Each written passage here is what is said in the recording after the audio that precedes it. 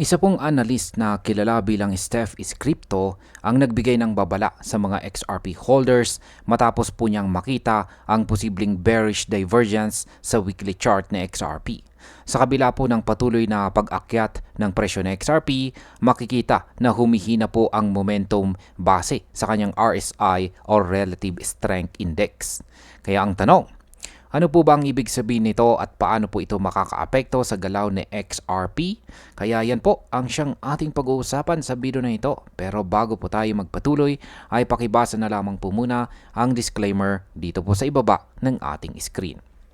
Ayan, ano po ba ang bearish divergence na nakita rito kay XRP? Ayan po yung aktual na tweet rito ni Steph is Crypto at sabi po niya rito is warning XRP bearish divergence.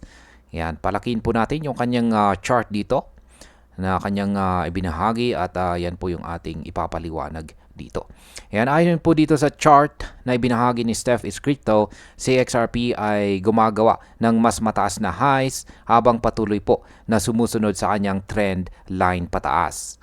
Pero ang RSI ay kabaliktaran dahil ito ay bumababa at nagpapakita po ng lower highs. Ito ang tinatawag na bearish divergence. Ibig pong sabihin nito, humihina na ang buying strength sa kabila ng pagtaas ng presyo. Kaya sa market impact, kapag nagpatuloy po ang ganitong divergence, malaki po ang posibilidad ng correction or sideways consolidation. Maaring mag-ingat po ang mga traders dahil posibleng hindi po agad magpatuloy ang uptrend ni XRP.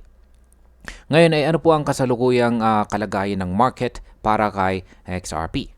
Sa ngayon, si XRP po ay nasa presyong mga $2.80 at meron po siyang market capitalization na nasa $168 billion. Isa siya sa pinaka-liquid digital assets na may daily trading volume na umaabot po sa bilyong-bilyong dolyar. Dahil dito, napaka-sensitive po niya sa market flows, institutional investments at saka regulatory news. Kapag lumabas po ang bearish signals tulad po ng divergence, mas lumalakas ang epekto nito dahil marami pong investors ang nagiging alerto. Sa market impact, posibleng mas mabilis po ang reaction ng presyo dahil parehong retail at saka institutional investors ay tumitingin sa signal na ito. Kung mawalan po ng confidence ang ilan, maaring magbenta po sila agad at magdulot po ng pagbaba ng presyo. Ngayon ay ano po ang mga technical levels na dapat po nating bantayan.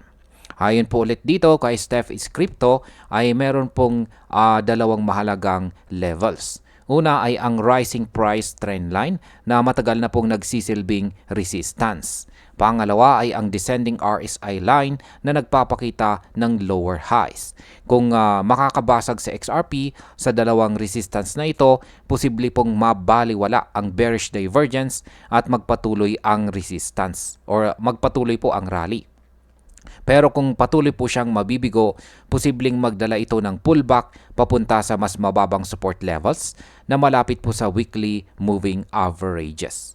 Kaya sa market impact, ang breakout po sa resistance ay maaring magdala ng bagong wave ng bullish momentum. Pero kung hindi po ito mangyari, mas mataas ang posibilidad ng malalim na correction.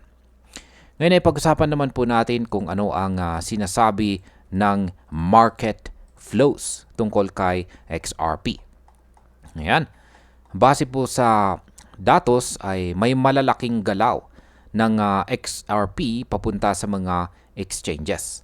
Karaniwan itong indikasyon ng posibleng pagbebenta. Kapag sabay itong nangyari kasama ng weakening or panghihina ng RSI, mas lumalakas po ang tsansa ng volatility. Para po sa mga traders at investors, ito ay malinaw na sinyales na kailangan po nating bantayan ang risk management natin. Kaya sa market impact, ang pagpasok po ng maraming XRP sa mga exchanges ay maaaring magpabilis ng selling pressure.